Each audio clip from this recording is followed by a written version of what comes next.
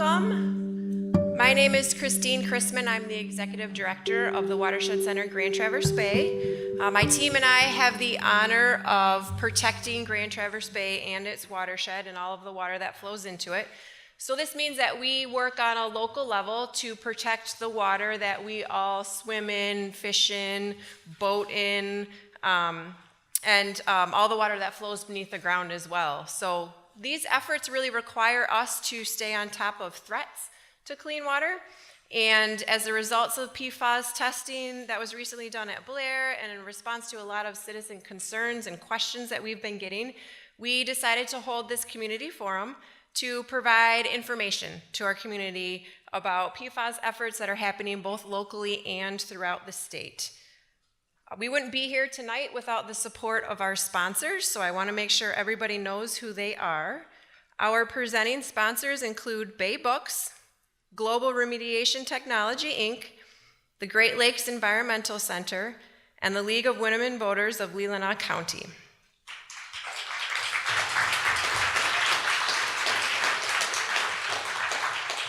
Our supporting sponsors include the Northern Michigan Environmental Action Council, Northwestern Michigan College's Freshwater Studies Program, and SOS Analytical.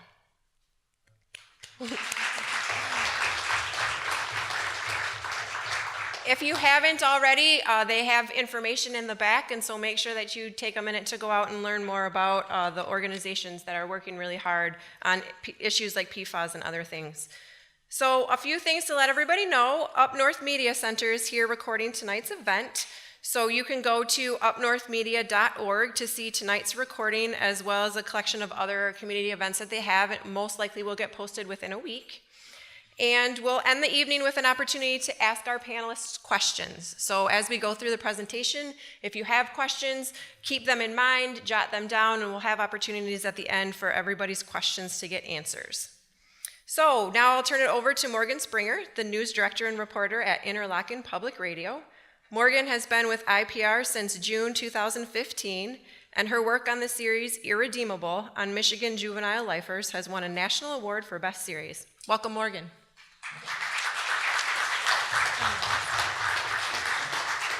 Thank you, Christine, and thank you everyone for being here. There was a recent report that came out from the Environmental Working Group. It's out of DC. And what the report said is that Michigan has the most known sites of PFAS contamination, which is a serious issue. On the other side of the coin, of course, is that Michigan was the first state to form a task force and actually test municipal, school, and tribal water systems. So we actually know where a lot of the contamination sites are and can do work to address it. So tonight's speakers are going to talk about what PFAS are, how to address the contamination, and talk a little bit about the local sites here. As Christine mentioned, please just write down your questions so that you're ready in the Q&A section to ask those questions. Our first speaker is going to be Steve Sliver. Steve is the Executive Director of the Michigan PFAS Action Response Team, or MPART. And MPART was, as I mentioned, the first PFAS task force in the U.S. and was launched in 2017. Steve has been part of MPART since 2018 and was named the team's executive director in February. And he's been working for state government for 32 years. Before MPART, he led the Waste Management and Radiological Protection Division in the state's Department of Environmental, Great Lakes, and Energy, formerly known as the DEQ. So please welcome Steve.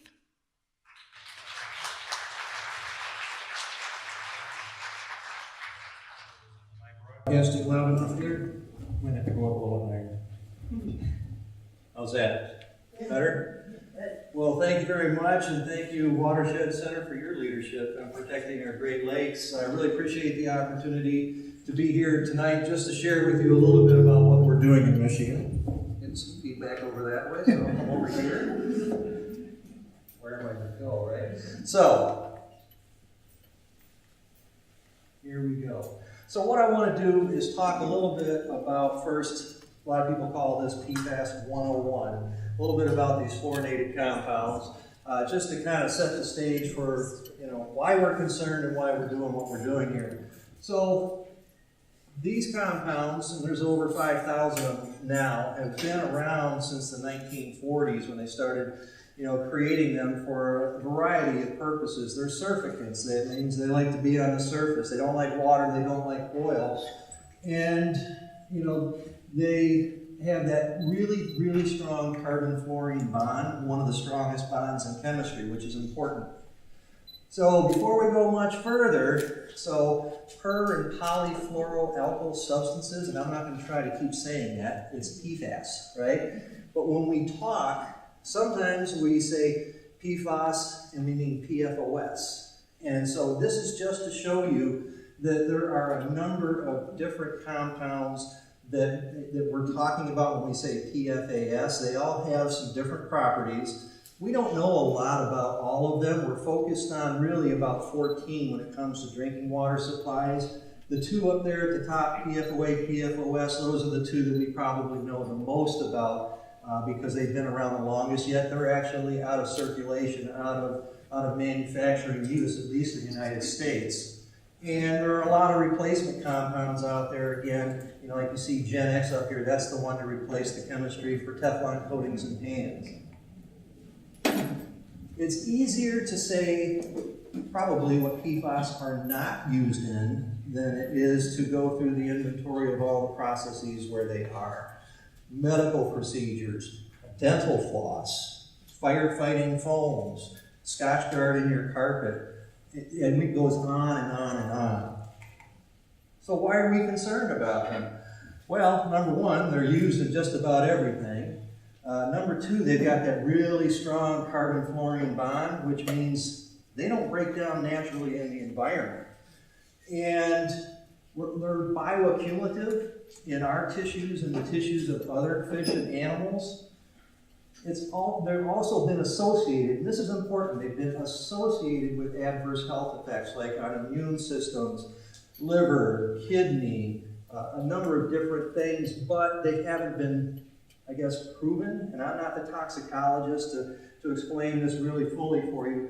But again, the problem is we don't have a lot of really good peer-reviewed literature about them. And there's really not a really good regulatory structure for them yet, because these are really, truly emerging as an issue.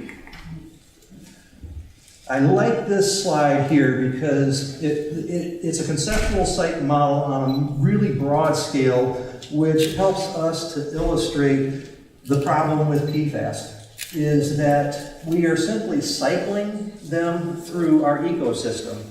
A landfill you see up here in the middle is probably the best example of that, right? PFAS are used in so many consumer products. They're in industrial waste. All that stuff, at some point in time, it's past its useful life. It ends up in a landfill. And we know that PFAS compounds, the ones we are looking for today, slowly leach out of what's in that landfill. They get in the landfill leachate. Well, the landfill leachate isn't effectively treated for PFAS compounds, so the leachate goes to a public-owned wastewater treatment plant, which isn't designed to treat for PFAS compounds. So it either accumulates in the biosolids, or it goes into goes out as a wastewater effluent into a surface water, where it can get into fish. And so again, we end up continually cycling them throughout our ecosystem, and that's what we're really trying to break. So in 2017, Michigan, I think it's definitely a first in the nation move, pretty bold move to say, this is something that's going to require all state agencies that deal with the environment, agriculture, natural resources, health and human services, even like the Department of Transportation overseeing airports, and the Department of Military and Veterans Affairs that has a lot of facilities with contamination, and the state fire marshal in licensing and regulatory affairs to work together as a team to understand better what is going on with this stuff in the environment. And I really like this example here of breaking down silos. This is the only time I've seen in 32 years in state government where anyone in our agencies that are part of MPART and actually pick up the phone and call anyone else. We don't have to go up and down chains of command. We are working together as a team. We are trying to be as transparent as we possibly can, which means we throw everything that we can out on the website and hopefully in an organized fashion to where you can find it. And we are working with as many stakeholders as we can, whether it's industry, citizens groups. You know, we love opportunities like this to come out and talk with you because we've got a story to tell and we want to hear back from you on what your concerns are. One thing to highlight here is MPARC has the ability to establish advisory groups. And so we've got a couple of them that are running, and we're trying to develop one right now. In fact, Monday evening, I'll be on some, I guess it's a web conference with a number of people from some of the affected communities around the state. And then there'll be another one on the 29th of May to say, hey, help us form a citizens advisory work group for MPARC so that we can better understand how to inform Michigan citizens and make sure that they have an opportunity to chime back to us on a much broader scale than just this site by site by site process or approach that we've been using so far. So, I like to say that Michigan has an advantage over many other states across the country because we do have some standards that are enforceable today. And being a Great Lakes state, it's huge that we actually have an enforceable surface water protection standard today. I think Oregon is the only other state that has one. And these standards, as we'll talk about a little bit, they enable us to drive investigations and remediation across the state much more rapidly than what other states can do. We also have a standard for groundwater cleanup based upon that EPA Lifetime Health Advisory, a recommendation of 70 parts per trillion in drinking water. We've been using that. We don't actually have an enforceable MCL to actually integrate PFAS testing into our public water supplies on a more routine basis, but we'll talk a little bit about that too at the end. So, yes, Michigan has actually 49 sites, the official sites that the MPARC members have said these are ones that we will call official because they have concentrations in groundwater exceeding 70 parts per trillion, that regulatory standard. And we are looking at hundreds more on a prioritized basis. And these are sites are old landfills or old cleanup sites, old industrial sites, a number of different sorts of locations, even military installations and places where we've had, tanker fires and they've used that foam and eventually it's gotten into groundwater. So, an important thing to know though is when we identify a site that has contamination in groundwater, the first thing we do is we look, are there receptors down gradient, which have their own private residential wells that could be impacted by that source, and we pretty much immediately go out and start testing those private wells in an iterative way to identify if there is any impacts, how far those impacts reach from that source of contamination. And as soon as we find that somebody has PFAS in their drinking water, their private residential well, typically they're put on a presumptive remedy, even if the concentrations don't exceed that 70 parts per trillion lifetime health advisory, because we're still investigating. And we don't know if that level is going to go up or down over time. So the good news is that there's nobody around any of these sites that has contaminated drinking water at their tap. We have integrated the evaluation of PFAS into our water resources programs. And that's everything from the routine testing in our watersheds just to see what other contaminants are out there. We've been doing it for PCBs and mercury. We've added PFAS to that. And we've added it to the fish testing where we have cage fish studies to see, what are the effects on the ecosystem there. We've also added it to the industrial pretreatment program. And that program has been super effective at identifying sources of PFAS being discharged into our surface waters. Industrial users like chrome platers, we found a few that have thousands of parts per trillion in their discharge. No one was looking for it before, and so nobody was treating for it. As soon as we identify them, we are able to institute measures to reduce it down to non-detectable levels. But we got to find them, and that's what this industrial pretreatment program is all about. Oh, I should go back to foam. We also are, finding foam on our waters and trying to understand first why those foams are being generated. Those are PFAS foams, and then how best to mitigate them while we're still trying to address the source, the underlying cause. Some folks, said, are you guys using technology to its fullest? The answer is yes. This is an infrared photo taken with a drone up in Oscoda, where we wanted to find where contaminated groundwater was seeping into Van Etten Lake. And so this is one way we found it.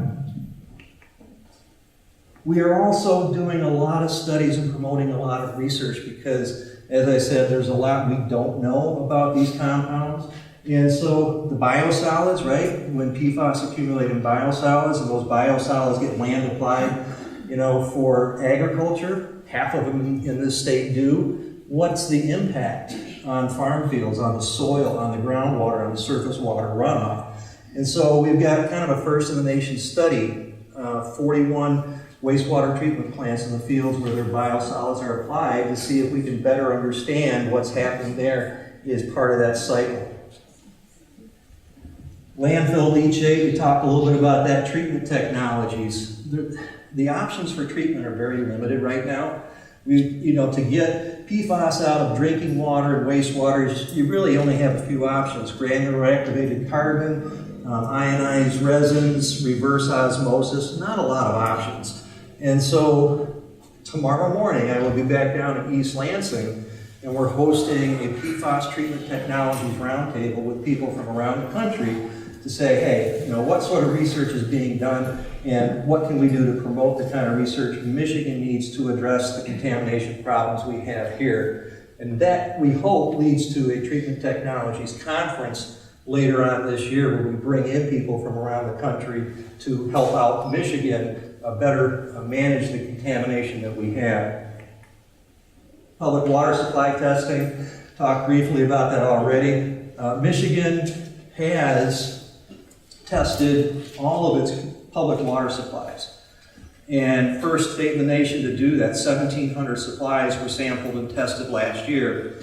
And, that information alone really helps us better understand what's the occurrence of PFAS in our ecosystem, in our drinking water, and what steps should we take where we're finding it. And the results from that testing will inform what we do next, which we already have steps underway, but I want to highlight some really good news. So first, the bad news, we did find a couple of communities where we had high concentrations of PFAS. Parchment was one of them. And pretty much within hours, those folks were on a do not drink the water advisory. And within a month, they were switched over to a totally new supply. So good news, bad news. The good news is that we protected 3,100 people who were drinking water that had concentrations of PFAS 20 times the lifetime health advisory level. 90% of our water supplies are non-detect. So that's good news. And only another 7% had some concentration, but it was so low that the scientists right now are saying, don't worry about that. 10 parts per trillion total of all the compounds we analyze for. Make note of it and keep monitoring, but you don't need to go in there and try to identify a source because that might be that man-made background. And only 3% or 62 supplies actually had concentrations that are requiring some follow-up. So they were a little higher than that 10, but less than that 70 action level. And so the state is doing quarterly monitoring of those supplies for the next year to see if the concentrations change, and working with the supply operators to say, okay, if these do go up or down, go up some more, what are your options? Do you dig a deeper well? Do you add treatment? So anyhow, and we are also looking to see if there are some potential sources in the area that we just aren't aware of. So, many of you probably saw in the news at the end of March that the governor has said, you know, Michigan, we need to adopt enforceable drinking water standards. That, you know, we're not getting anything out of the federal government quick enough. And so we, like many other states, whether it's New Jersey, New York, Vermont, Massachusetts, Maine, are out there on our own having to come up with these enforceable standards. She said, let's just do it, and let's do it on an accelerated time frame, because we've already got a lot of information that other states don't have. We know what's in our water supply, for example. So she said, let's do two things. Number one, let's ask MPART to appoint a science advisory work group to come up with the health-based values for any PFAS compounds that they think we should be regulating in our drinking water supply. And then secondly, let's initiate the rulemaking process and start developing the rules that will incorporate those standards with other considerations like feasibility and cost-benefit analysis. And let's have draft rules by October, and let's have enforceable rules by April. So one of the reasons that she said, let's get a team of scientists together to advise Michigan, this is just one of the compounds, PFOA. I put this up here to illustrate one of the challenges, and that's why it's so difficult to wrap our heads around what's happening across the country. The levels that you see up here from 9 to 78 parts per trillion, somebody will argue each one of those is protective, as it needs to be. And so we've asked outside scientists, experts in their field, to get behind the methodology and the studies that all these other states and our federal partners have put out there over the past decade, and come up with an approach that makes sense for Michigan's drinking water supply. And this timeline here really just shows the fact that we have a science advisory work group that is working today. They were appointed in April, and they will have their report, and it will be released publicly to the MPART members on June 27th, along with the Environmental Rules Regulatory Committee. And then the draft rules will come out of this process by October. And then that legislative rulemaking process, a lot of that's out of our control, but we're going to do everything we can to keep this basically on schedule. A little bit on the public health side, really quick, is that, you know, MPART is not just about trying to identify what the occurrence of PFAS are in the environment, but also, you know, making sure that we're protecting public health from other things like eating contaminated fish, or in the case of one deer in Oscoda area, now we have a don't eat the deer within 5 miles of Clark's Marsh. It's not, you don't want to be the first in the nation with that, but that's us. The good news is we looked. Again, we're protecting people from eating contaminated wildlife. Surface water foam, you've probably heard a little bit in the news lately about, is Michigan's message changing?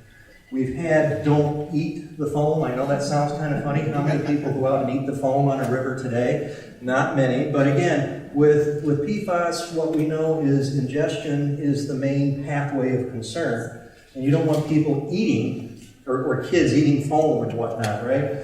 So, you know, up in Oscoda, we talked a little bit about, let's just avoid contact with the foam. And a lot of people were concerned that means don't even go into the water anymore. That's not what's behind it. It's basically the incidental ingestion. It would be a pathway if you get that foam on you, but it, you know, the message is not to not recreate Michigan's waters. And DHHS, working, you know, with its federal partners and other state agencies, is also out there trying to study, okay, you know, what's happening to people who were exposed to higher concentrations than the rest of the population, like in Kent County and Parchment. So they're starting to do blood serum testing and eventually building up that database to see if we can associate any increased levels of blood serum with adverse health effects. And here, I just wanted to point out, oops, didn't mean to do that. With the pollution prevention side, let's avoid creating more sites. And this is one way we can do it with firefighting foam. Our fire marshal, Kevin Solmeyer, his leadership has gone out and checked with over 1,000 fire departments across the state and found that they have 37,000 gallons of the concentrate in their inventory. Many of them may never need it or use it. And so we are in the process of developing a collection and disposal program free of charge to them. We got legislative support to do that this year, and we should be rolling that out later on this year to collect all those foams that don't need to be used. And for those agencies that do need it, for example, airports, commercial airports, they have to keep it in stock. And again, we want to protect people, right? And so if there is a crash, you want them to use that foam to save lives. But they have to train with it every year to maintain their FAA certification. So our Department of Transportation got a hold of the FAA and got agreement that instead of having to spray it all over the runway to show they know how to use it, they can spray it in that little tote up there and avoid causing a lot of contamination. So that's kind of it in a nutshell, MPART, what we're doing, and I'll be around for questions after.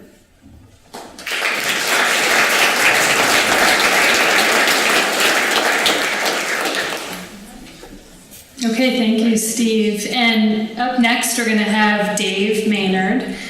Dave is the Senior Environmental Quality Analyst with the Michigan Department of Environmental, Great Lakes, and Energy Remediation and Development Division, which is quite a mouthful.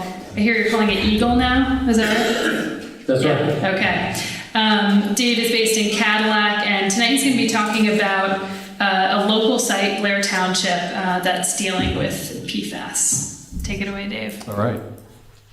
So what I'd like to do now, I just click and it goes away. Is that what you want? I wanted to bring mine up. Okay. So you're turning it off. Oh, Click this way.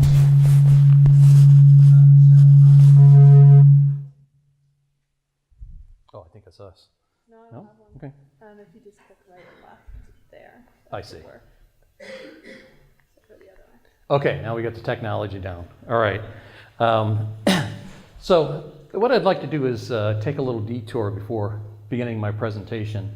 And on this detour, it'll shed a little light on where this presentation is going. And so I have a lot of friends that are environmental activists, very concerned about the environment. But none of them are actually working as an environmental scientist or in this industry. And what I started to notice a couple years ago, a lot of them were getting really excited about news articles about the environment. And it just kind of baffled me. And I was thinking, in my mind, why are they getting so excited? Why don't they know about this extensive environmental infrastructure that we have in place that protects us? For example, EAGLE alone has hundreds of environmental scientists, engineers, toxicologists, geologists. A couple of my comrades are back there, geologists. We have all these people. In addition to that, we have the EPA, the Centers for Disease Control, and several universities conducting environmental research. And if there's an emergency, once again, EAGLE would respond, along with local fire departments, the Coast Guard, the National Guard, and there's also a wide array of private response firms available. Well, then I thought about it a little bit more, and I realized that they didn't know about it, this infrastructure. And so what I'm hoping in this presentation is to give you a little bit of a glance into the infrastructure that we have in place. And what I'm going to do is start with the aqueous film forming foam. Yeah, I know, it's easy to get tongue-tied. Okay. It's called AFFF, and that's all I'm going to call it from here on out. So it was developed in the 1960s, and most AFFF currently in stock contains PFAS. This applies to foams used in the past and being sold today. AFFF is used by all the armed U.S. forces, NATO, and fire departments all around the world. AFFF contains fluorosurfactants, which is a PFAS, And these give the AFFF a low surface tension, which allows them to spread out. And this is very effective in fighting flammable liquid fires. So the PFAS's PFASs were originally produced by 3M and were based on the perfluorooctane sulfonate, PFAS, chemistry, alphabet soup. But in 2001, 3M ceased production of that compound due to the discovery that a wide number of people in the US were ingesting this and it was affecting them. So at that time, other companies began to produce other formulations of AFFF. Okay, so now we're going to go to the tires retreading fire. And this is over in Blair Township near Gran. This image was a screenshot from an EPA video that was produced about this fire. And I recommend going online and looking for it because it's really a good video. And what I want to point out is this is one of those large excavators that you see on construction sites. You know, this is the pile of tires. And of course, that's the flame. So this was one big flame. Carl's Retreading. It was a tire recycling facility in Gran. On December 29th, 2005, a fire started in one of their shredding machines, and it ignited the scrap tires that were piled up as high as 30 feet. It burned for several weeks. Blair Elementary and several homes were evacuated. So the Michigan Department of Great Lakes and Energy, Environment and Energy, I'm still getting used to saying this, formerly the DEQ, and the EPA both mobilized technical and scientific assistance teams. Firefighters tried using the AFFF to extinguish the flame, but it didn't work. So what they eventually came up with is to go behind the flame and the pile of tires and dig a huge crater. And then they used this heavy equipment to push the burning tires into the hole, and they buried it, and that finally put it out. So from 1996 to 1999, Carl's tried to clean up the site, but they just didn't have the resources. And in 2000, NDEQ sued Carl's, and in October 1998, judgment was passed against the firm and holding them responsible for the cleanup. So in 1999, they abandoned the property and filed for bankruptcy. So from that time on, the DEQ and the EPA conducted a cleanup that ran until 2003. 650 tons of scrap tires were removed, and we found 4 feet of pyrolytic oil on the groundwater. It was actually floating down at the bottom. And it was about 25,000 gallons that were removed.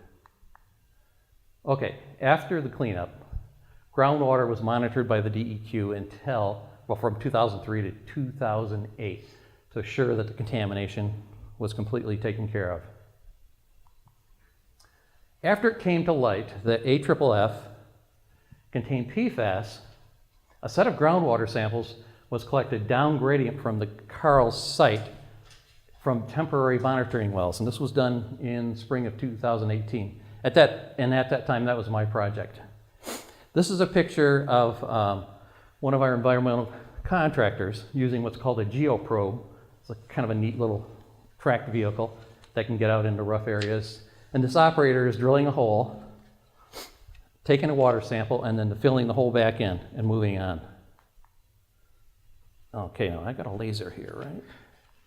Okay. Okay, so this is a view of the site. Here's the old Carl's retreading site. We've got groundwater flowing to the southeast. Menards is kind of a mile out this way. And, just to give you a perspective. And then these are the points where we took those temporary samples. Samples from temporary wells. Okay, I'm going to back up or go aside just a little bit. Steve talked about the standard at 70 parts per trillion. And I just want to spend a moment with that. Parts per trillion. What the heck is that? It's somewhat like you're taking an eyedropper and dropping liquid into an Olympic-sized swimming pool. About that. So it's a very small number. And there's another character coming on scene here. It's the PFOA, perfluorooctanoic acid. So the 70 parts per trillion is based on any combination of the PFOA plus the PFAS. And I'll give you an example here in a moment. Okay, one of the samples that we collected from one of those temporary wells found PFOA at 60 parts per trillion. PFAS from that same sample was 260 parts per trillion. So the total was 320. There was another sample that had a combination adding up to 161 parts per trillion. So results for both of these were over the cleanup criteria. So based on that, we decided to take a look at a couple of drinking water wells in the area. We tested Blair Elementary School, and then there was a residence kind of right close to where we were sampling. So we sampled both those wells. The school sample came back totally non-detect for everything that we tested for. That was really good news. Now the residence had 6 parts per trillion total PFAS with no detections for the PFOA or the PFOS. So those are the two guys that we're really worried about right now, PFOA and PFOS. And it was still pretty low. We decided, though, to be extra cautious at this point, and we started out sampling residential wells on the east side of Sawyer Road, and we called study area. So this is another top-down view. We've got our groundwater flowing. Here's the Carl site flowing. Here's the residential area. And this is where we collected the samples from. It's their private wells. We did that in July and August 2018. PFAS compounds other than PFOA and PFOS were detected in 6 samples at really low concentrations. PFOA and or PFAS were detected in only 3 of the wells. And the highest combination was just 8 parts per trillion, so pretty low, well under that 70 parts that we're looking for. Out of an abundance of caution, the Grand Traverse Health Department distributed bottled water and filters to homes where anything was detected. In October of that year, or 2018, the Health Department and Blair Township hosted a public engagement event where people could ask questions, kind of like this. About 25 people from the area, study area, showed up, and we had local media attend as well. All right, so going back to what all this data means.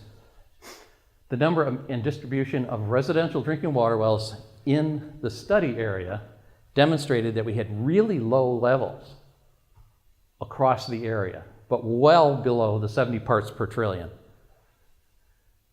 So what do you do?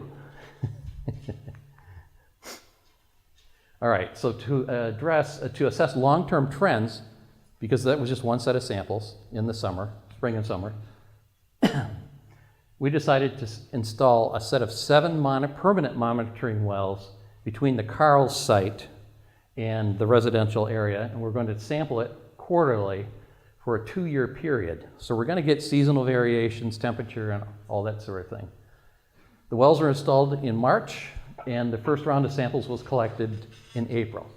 They take about 6 weeks to process in the lab, and so we should be getting lab reports anytime now.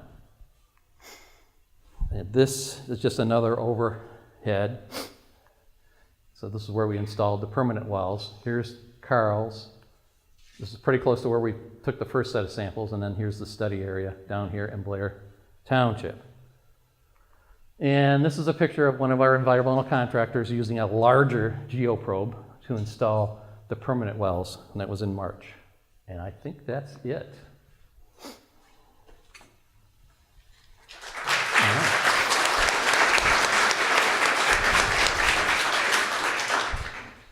Thank you, Dave. Our final speaker, You can give it to Dan. Yeah, thanks. Our final speaker is Dan Thorell. He works for the Grand Traverse County Health Department as their environmental health director. He has his master's in environmental health sciences from the University of Michigan, and he's going to talk more about the response in Blair Township. Thanks, Dan. Okay. Does everybody hear me okay? All right. Thank you, and good evening. Well, as Dave was talking about kind of the nuts and bolts of what was going on there and the discovery of PFAS and the Eagle, I'm sorry. Still have really, yeah, it's going to take a long time. Anyways, Eagle's response to the site, and basically, I've got a little bit of overlap of what Dave was talking about, but kind of give you a perspective of how the health department, our response in a situation like this. So, as you can see up here, I mean, I kind of have the same picture that Dave had of the tire fire and some AFFF foam. This is just a picture of the school that I put up there, and just to kind of give you a little breakdown. So just really quick, Dave already kind of went through a lot of this stuff, but we were notified in June, late June of 2018, that there was that PFAS compounds were found on the site due to the tire fire and the use of the foam. And at that point, being the environmental health director, I was kind of paying attention to what was going on statewide with PFAS, but I wasn't really thinking. I was like, okay, I wonder if this is going to be an issue here, and trying to think about potential sites. And we have the airport, which Wordsmith and some of the other military airports and whatnot, Camp Grayling, have had a lot of problems, but we have a lot of city water infrastructure around those places, and not really any wells that I know of. If there are some, they're very few and far between. So I'm thinking, okay, well, that's good from a public health standpoint. So if it is there, at least people are protected. They have good drinking water. And then, of course, the state was going through their statewide surveillance of community water supplies. So things were happening. We were doing surveillance, and then we find this out. And the first thing I thought is, oh my God, the elementary school is right there. This is really bad. So thankfully, the school was non-detect. That was like the best news I could have received. I mean, I danced a little jig in my office, right? So, but a residential well, a res well, we found 6 parts per trillion of PFAS. So I'm thinking, okay, well, it's moved off site. Now what do we do? So as in our work with Department of Health and Human Services and Eagle, talking about this, trying to come up with a plan. And really, we kind of put a lot of thought and effort into a sampling plan for that area. There is, thankfully, also municipal water in that area, but there's still a lot of residential wells, people that haven't connected. So kind of the first thing that we had to do was consult with the township and figure out, okay, who is on a well, and there's quite a number of them. As you can see, we had 29 wells that were sampled, 13 households total. So just to kind of break down like our relationship, the health department's relationship in a situation like this, we operate under the public health code, okay? And we all do to an extent. Eagle, Department of Health and Human Services definitely does. But there's other facets that Eagle operates under, like the Safe Drinking Water Act. So we all have our kind of, say it like, what we do well in our expertise area, okay? So we're working together in this area. The Department of Health and Human Services, their toxicologists, they're there to consult with us to kind of work through these problems, talk about the health effects, things that could be concerns for citizens, and really kind of drill down on, how to convey messages to people about what is being found in their drinking water, okay? And then we are there to kind of communicate that information to the people, to communicate with the media, to hold meetings, and we're doing this all in, like I said, partnership. So there's a lot of collaboration here. And then Eagle, of course, is working on kind of the the nuts and bolts of sampling and working with the consultants and basically pulling all that together. So they're gathering the data. So Dave, I thought you were going to have this slide, and I'm glad you didn't. So I got it. So, so this kind of shows, these are the monitoring wells, the geoprobes that found the PFAS, and then this is the kind of the results of the wells that we sampled, and this is kind of like this is the key to the results there. So we did not, like Dave said, we did not have a lot that had the PFOS in their wells. So it was low. The ones that were found were low, and then the PFAS, total PFAS was relatively low. So that's good. The problem, okay, just to talk about PFAS in general and the health effects, to get more in detail with that. Okay, so there's a lot that's not known about PFAS. But what we do know that there is a likely correlation between increased cholesterol, decreased vaccine effectiveness, increased risk of thyroid disease, decreased fertility in women, lower infant birth weights, and an increase in high blood pressure in pregnant women. Okay, and then there also may be a risk of kidney and testicular cancer. So a lot of this information comes from previous studies, and there was a huge study in the Ohio River Valley based on a DuPont class action lawsuit. There was a settlement there, and probably the largest medical surveillance in the history of the country. I think 70,000 people gave blood samples, and their blood was analyzed, and there was, just like I said, one of the biggest medical surveillance studies in the history of our country, and that is where a lot of this has come from, amongst animal studies and other studies that have been going on. But obviously further research is needed. I mean, there's also an indication that there may be liver disease that's involved with PFAS, and also ulcerative colitis is something else that's kind of popping up on the radar. So as far as like the cancer links, and that's the thing that people kind of like to focus on when they're asking questions and whatnot, because it's scary, right?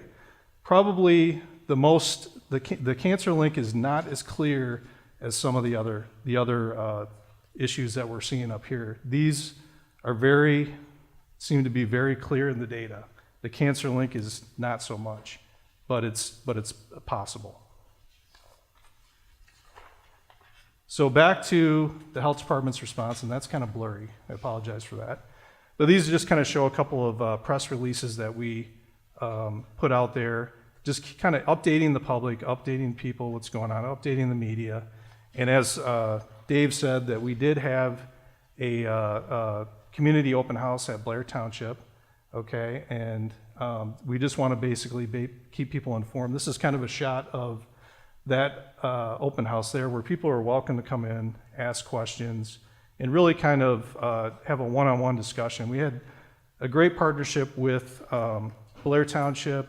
We had Department of Health and Human Services there, Eagle was there, the Grand Traverse County Health Department was there, and also Michigan State Cooperative Extension. Some dietitians were there because they're also worried about, okay, if we're telling people not to drink their water, and we were giving people alternate water, but they were worried about nutrition and kids drinking too much pop or juice or whatnot. So, and that's a real concern. You don't really think about that, but when they contacted me, I'm like, yeah, that's a good message to give people, just to let them know that that's not the route that we want them to go. And just to kind of give you an idea of what some of the point of use filters look like that were installed, we were using an Aquasana filter. And this is the point of use. The regular faucet is still there, and this faucet runs directly from the filter, okay? So I have received a few complaints about that because it does give a very small, kind of pencil-thin stream. So if you think about it, you're trying to fill up a big pot of water to boil, noodles or something for spaghetti. It's kind of a pain, right? But that's what, we wanted to make sure folks were protected, and that was the bottom line. As Dave said, these were very low numbers, okay? So we were using an abundance of caution, and we just wanted to basically alleviate anybody's fears about using the water, and basically buy us a little bit of time to figure this out. Like, what are we going to do long term? So some of the questions that came in from concerned citizens, I just wanted to let you know what some of those were, because there were some good ones, and some that I had to really kind of do some digging and get back with them. But a lot of people ask, are my current medical problems, are they a result of drinking this water? Are they a result of drinking PFAS contaminated water? And that's a great question. And all I could say was, well, possibly. Looking down that list of possible associations with PFAS as far as health effects, if you had any of those, I can't say that it's not from that.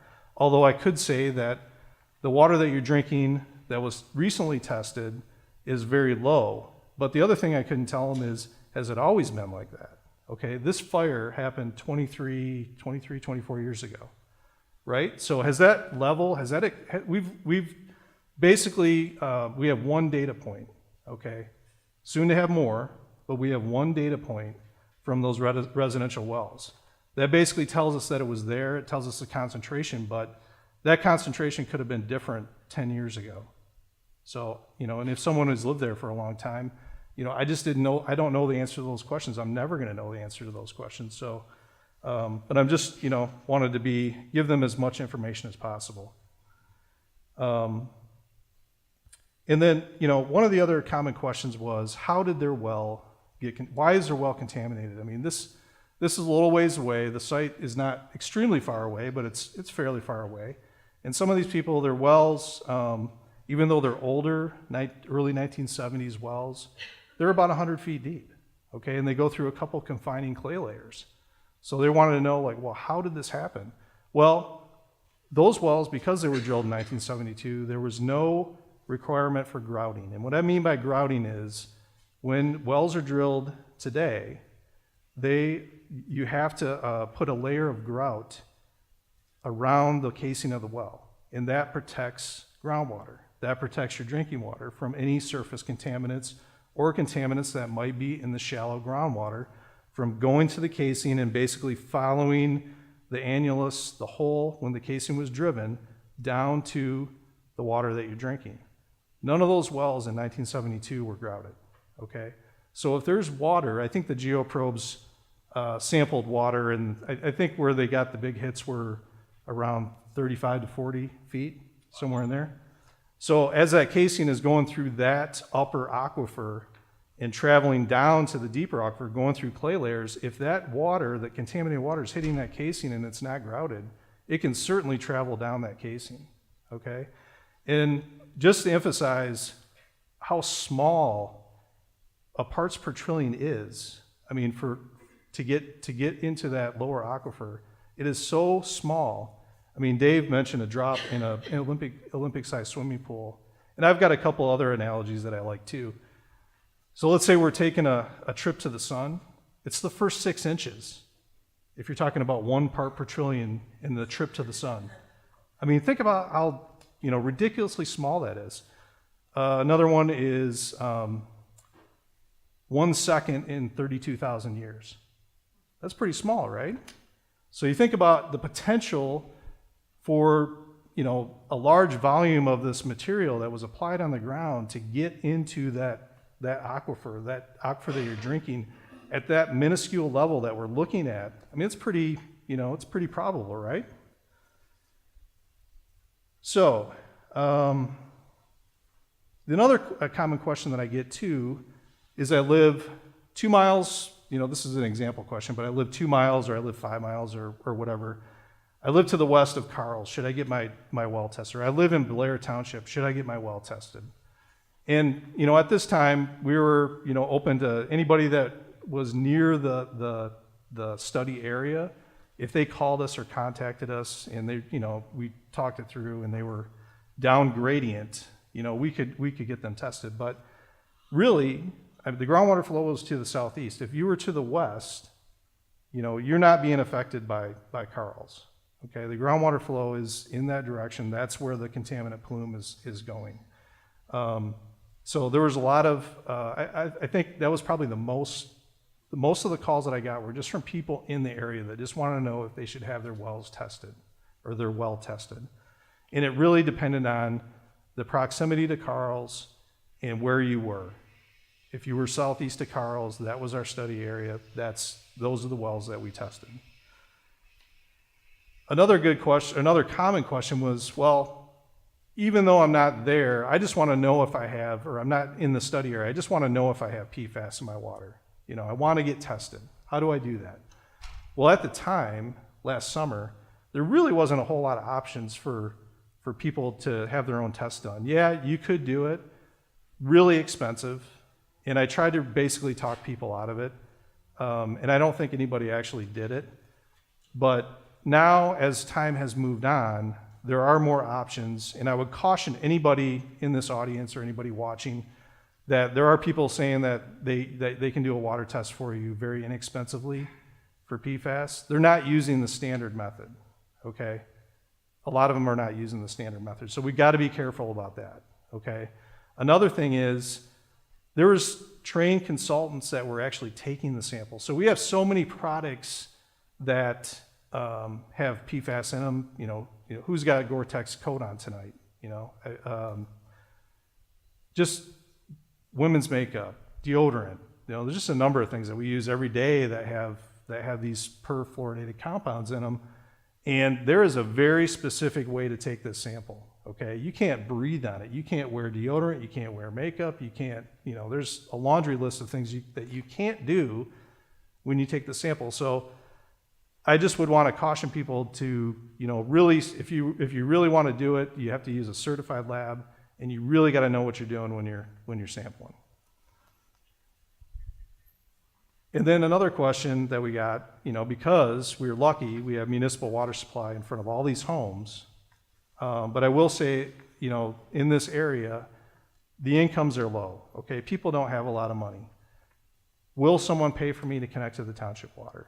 And that's something, talking to them, there are some avenues that we are looking into to possibly do that, okay? And we have some things going on right now, which I'm going to talk about a little bit later. So, just to back up a little bit about our response, we decided with Department of Health and Human Services, really, as far as in our decision tree, what we were going to do, okay? Because we knew that we got the sample results back. We knew that they were under 70, okay? We knew the levels were under 70, which is the current guideline, okay?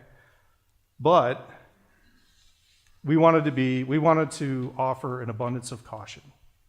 We wanted to alleviate people's fears, and we wanted to basically be able to find out if there's going to be any other problems with further sampling. If this is going to go up, is it going to go down?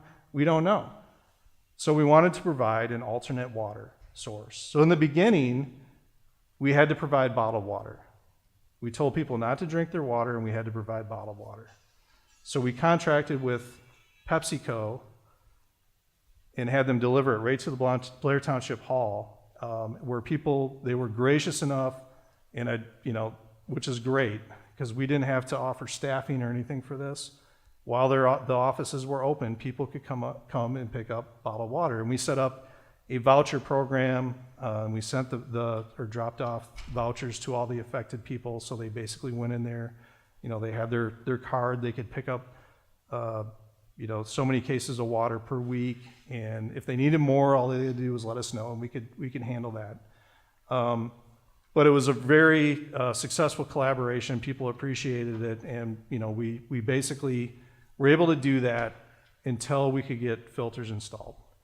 Okay, so on the filter side of things, we were also able to work with a local company, Owen Soft Water, to get them to go to all the places, all the homes that had the PFAS contaminated wells, and they went to the homes and they installed the filters. And they did this in a relatively quick fashion, and they did it at a very good price. So and also PepsiCo, who was located in Grand, also, they did this at a very, very inexpensive price. And they, because they wanted to help out the community, and we appreciated that. So, and just so you know, the state funding that was out there reimbursed the cost for all of this. Okay, all of this, the filters, the bottled water, all of this that was going on. So I already pretty much talked about the installation, but the Aquasana filter is one of the few NSF certified filters that will remove the PFOS and PFOA compounds.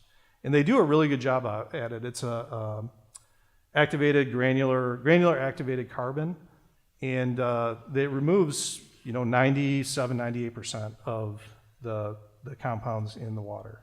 The cartridges last for about 6 months, so we gave them extra cartridges, and basically it beeps and tells you when you have to change the cartridge, and we've had a few folks that didn't know how to do it or they wanted some help, so we had Owens go out there and change the filter for them. So, but basically, as I said before, this is removing the exposure. Okay, we're removing the exposure. We want to basically buy some time to come up with a long-term solution. And I think in this area, we are extremely lucky. 20 years ago, there was a water system that was put in, and those folks have been paying on their tax rolls over that 20 years for their front footage on their property, and it basically was paid off like last year. So if anybody does, if they were gonna hook up, the cost is really just the meter and the cost of having the contractor run the line from the main at the road up to the house. So there's no other costs involved at this point. Although that, it's anywhere between $3,500 and $5,000. So it's nothing to scoff at, and especially for the folks that live in this area, it's a lot of money. So this is just kind of showing you what the filter looks like. These are the carbon filters right here that you change, and then again, just the point of use spout that's installed at the sink. So like I said, the good news is everybody's got access to municipal water. And by the way, Blair Township, the wells were tested as part of the statewide surveillance, and they came back non-detect. So that's good as well. So a couple of options. We worked with county finance. We have some revolving loan funds that are from community block grants that were available years ago. The program was kind of defunct, and working with our county finance director, Dean Bott, we were able to get the funds kind of back up and running, and we can offer a 0% interest loan through the Northwest Community Action Agency with no payments, and basically the loan gets paid back when the house sells. So there's about 5 households, I think, that are in the process of getting that going.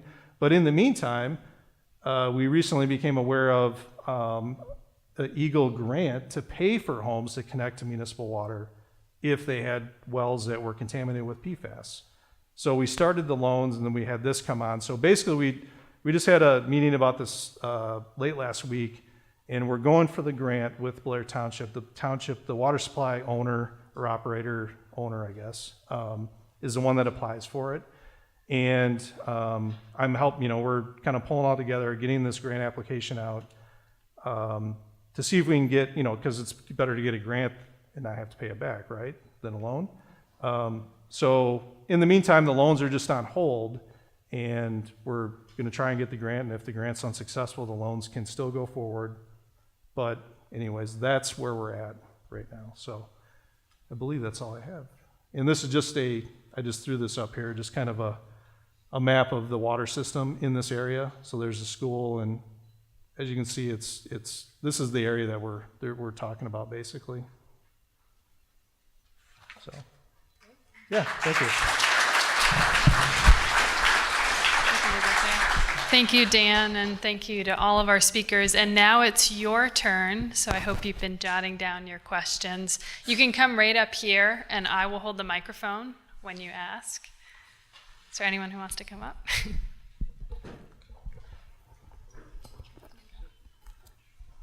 me, who's been handicapped? Sure. Connected up there. I can come to you. Oh, I said You it guys before. can still Yeah. line up there. That would be very helpful. I didn't want to be first, but okay. Okay. Yeah. My name's Charles Weaver. I'm with NEMIAC. I'm also with the local Sierra Club. I got one comment and one question. In two of the presentations by Eagle and by MParts, you used the 70 parts per trillion as a dividing line. My research says that is no longer valid, and to continue using that is a bit of a travesty on what we're trying to do. I've just said that. Question is, with PFAS into the groundwater, does it tend to disseminate as it goes further down the groundwater stream? Or does what goes downwater tend to increase the further down it goes as it accumulates or not? Does that make sense? Well, I'll start, and then if you have anything to add, Dave, please do on the hydrogeo part. So right, MPart asked the team of scientists last year what the appropriate level should be. Given the EPA 70 parts per trillion, should it be lower? And one of the stark conclusions of their report was, yes, Michigan, we need to go lower than 70. And so that was the process I was explaining. We're going to start with drinking water, and we've already assembled another team of scientists to look at what's happening all across the country, all the health studies, the methodologies for determining what the levels should be. And they're going to be giving us numbers for not only the PFOA and PFOS, we've asked them to look at all of the other contaminants that we analyze for. There's at least 14 in the drinking water method, and tell us which ones we should have a standard for and what that standard should be, the health-based value. And then that will go into a rulemaking process for an enforceable drinking water standard. There's only one state in the country that has an enforceable standard today. That's New Jersey, and it's only for one of those compounds, PFNA, and I think it's like 13 parts per trillion. So you're right, the trend nationally is down. And so, and like I say, the good news is we can evaluate our public water supply data so we know up front what are the implications of any rulemaking to lower that standard. So regarding the hydrogeology, everybody I've talked to says that PFAS compounds do not behave like all of the other contaminants that we traditionally have been addressing in groundwater. And so some of the sites that we are now addressing for PFAS contamination have already been cleaned up for things like chromium and VOCs and other contaminants. Then we decided to add PFAS to the monitoring wells, and lo and behold, we've got it. So the models that we use to discern where the contaminant plumes were going don't work as well for PFAS. I agree. This is the only site I've worked on, but it doesn't behave. It just doesn't behave. So I would be an educated guess that it doesn't accumulate as it moves downstream, but I can't tell you that with any certainty. Hi. Bill Sigmund, from Managing Director at Pure Waterworks. I think it's kind of important to put this issue in perspective. This is one of many persistent toxins, and they're persistent both in the human body and in the environment because there just isn't anything in nature that has the ability to break them down. Of the PFAS that we've spoken of here, there was over 15,000 that were actually produced during the time period up until 2002. Of those 15,000, we've only examined 6. We have long chain and short chain organics that are occurring with these, and they do not act like anything else. With that, I'd like to just say, Steve, you mentioned something, a presumptive remedy. And why wouldn't that presumptive remedy, since we have something that we know is able to absorb on carbon, why aren't we concerned about other routes of exposure, including dermalogical?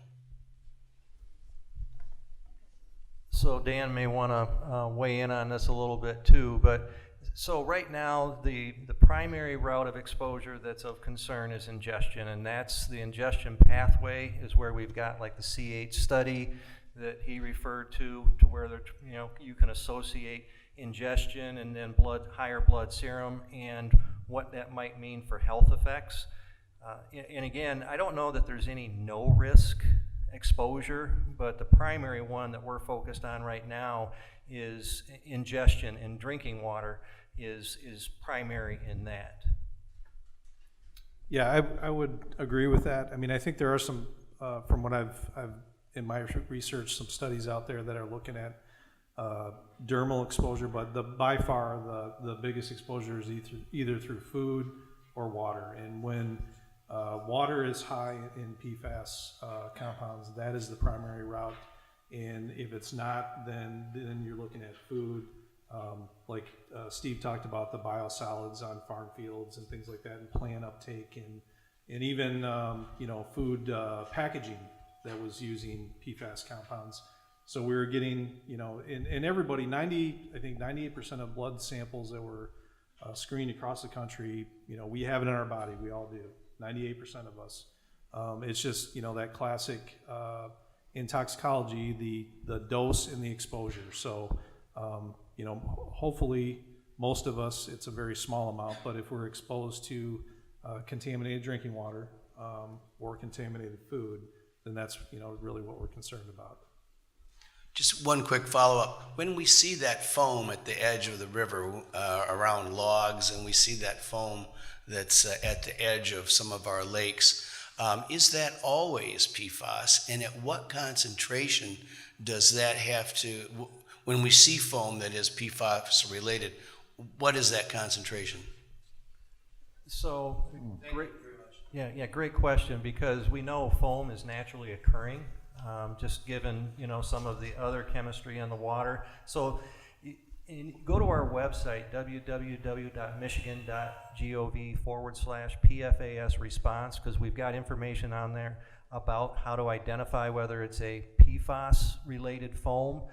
But basically, you're not supposed to be touching it and playing it, but if you happen to be in it, you would notice it has a different consistency. It's often pure white.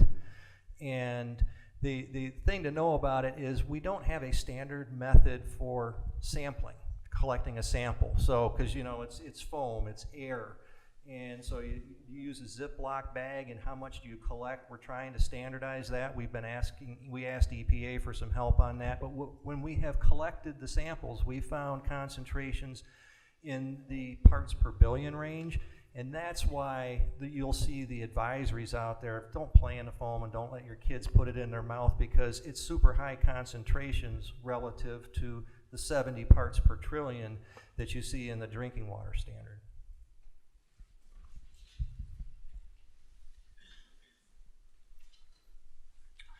I'm George Wellman, and I just wanted to know what the analytical procedure was that you used to measure this. And the second question is, can these be removed by RO?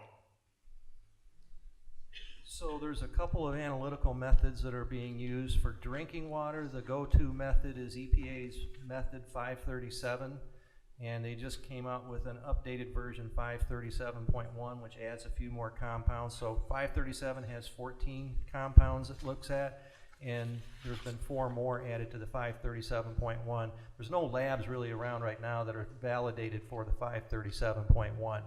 There's also a method with isotope dilution, and there's an ASTM method out there. Michigan, when we look, it's for 24 PFAS compounds, and there's a couple other methods out there that are for those more complicated matrices like wastewaters and whatnot, where the EPA method for drinking water just isn't generally applicable. And so for removal, like I said, there's very few options available. Granular activated carbon, or GAC for short, ionized resins, which may last a little longer before there's breakthrough, are another option, but work very similar way to what carbon does. And then RO, we've had some pilot tests done with reverse osmosis, even in landfill leachate, and they've been able to remove the PFAS compounds down to non-detect. Problem is, what it does is it concentrates the PFAS into a much lower volume. And so remember our PFAS cycle, so now what do you do with that? And it's the destruction technologies that are the big challenge we have right now. Oh, thank you. Hi, Nicole Runyon, and I actually live in Leelanau County, so I know this is a little different. I've lived in a house for 13 years, and the previous owners were taxidermists, and they did this business out of their house. We had our water tested when we moved in. It was fine, but of course, that was well before this all came to light. Is there reason for concern?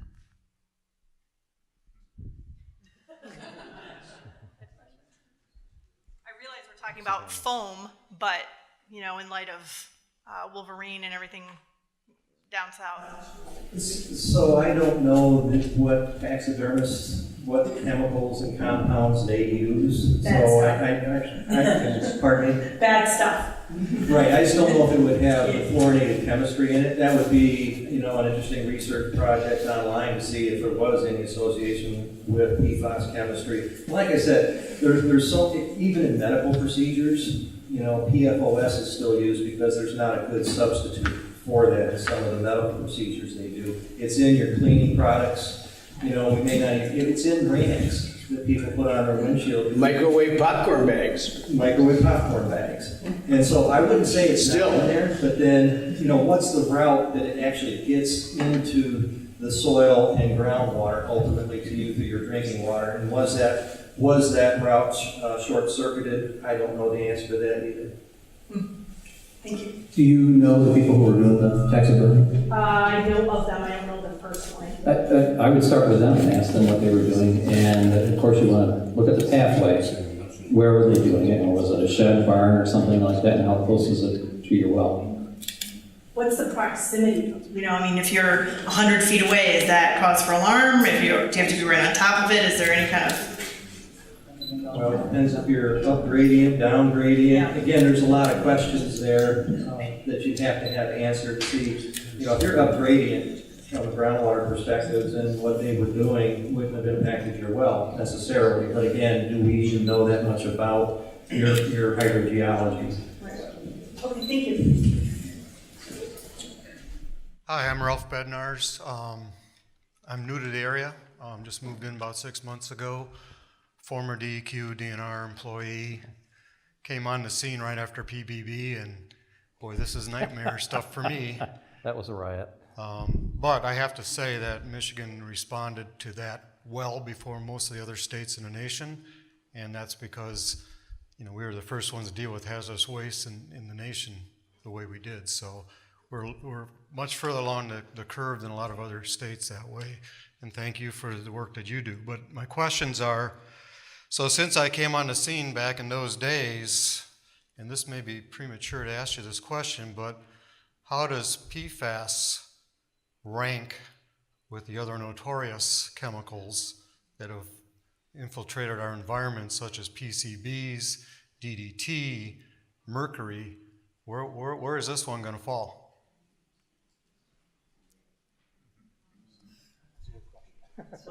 So I think part of the answer is look at what we're doing. And so I'm not aware that we've ever arranged ourselves from a communication and cooperation structure in state government before like we have now to address PFAS. Just because, number one, recognition of how pervasive and bioaccumulative, persistent these compounds are and how little we know about them. You know, both, you know, Governor Snyder then and Governor Whitmer now have said, you know what, we need to keep all of the state agencies focused, working cooperatively together and with our local and federal partners as well, because this is important. There's so much we don't know. So where does it fit on a scale? You know, that might be a question to ask, you know, 10 years from now after we've figured more of this out. But again, I'm not aware that we've ever gone as comprehensively as we have with PFAS and trying to understand where it is in the environment and address it as quickly as we have. You indicated that the chemicals are bioaccumulative, but yet they do behave differently through the soil column. So do we really understand the mode of bioaccumulation for PFAS compounds? Are they lipophilic like organic? Sure. We have, there's ongoing research, but although they are bioaccumulative, but unlike many of the persistent toxins, they are not fat soluble. So exposure, people actually quite quickly remove the PFAS from their body, whereas most persistent toxins are stored in the fat and you really don't get rid of them. So they're bioaccumulative, but they're not biomagnified. So we may not have fish advisories per se and other or consumption advisories on these compounds? Well, I would say that's what you're saying is true, but the different compounds, and there's a lot of different compounds, they have different length carbon chains and they have different half-lives, and really the body burden is in the blood and the liver and the kidneys. So it's really in there, and it's so pervasive in the environment. And really the problem is that it doesn't break down. It doesn't break down in the environment. So everything that's out there, I mean, we don't know really how long it's going to be out there. So, I mean, we may be exposed to this for quite some time. DDT and PCBs are surrogates for that. I mean, they don't break down either. Right. So, one last question, and I'll sit down. Limit of detection, limit of quantification. We're talking about 8 parts per trillion as possibly an action level, or at least detected. What's the level of detection and quantification for these compounds? I sort of recall 5, but it might be 4. Well, and so I think it depends on the method and the matrices that you're testing. So for drinking water, the EPA method is very prescriptive, and it tells the labs, you know, how to do this and how to report it. And so the reporting limit under the EPA method is 2 parts per trillion. Now, we've seen with the method with isotope dilution, their quantification, they can actually, I've seen them report out like 1.5 parts per trillion. I couldn't speak to the accuracy of that, but we're talking very, very low parts per trillion in the methods that are being used.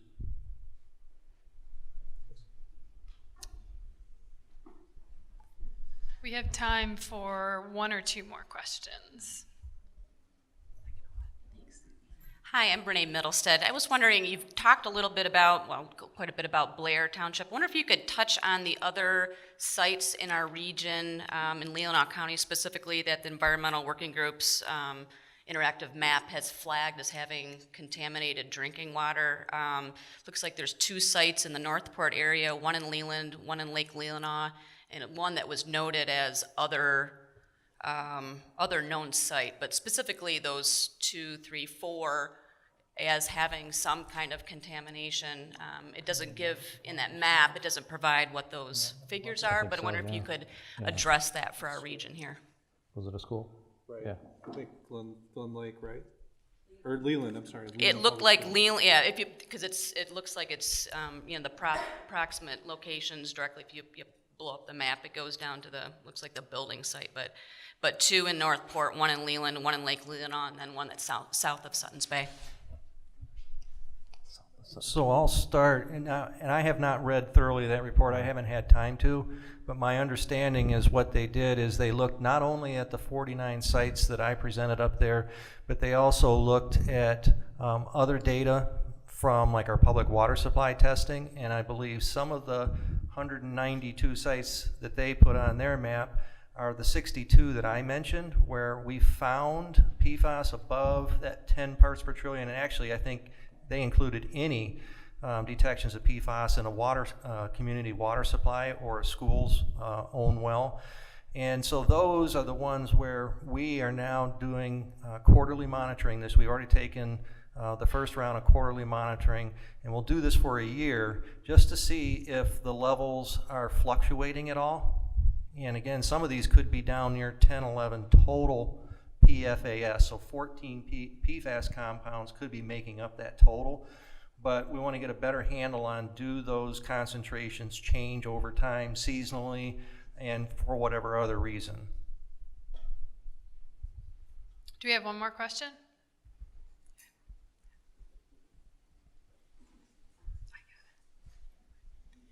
Oh, you're going to hold it. Thank you. Tricia Denton, and I'm a former Geological Survey Division statewide groundwater database employee with a background in environmental science also. All right.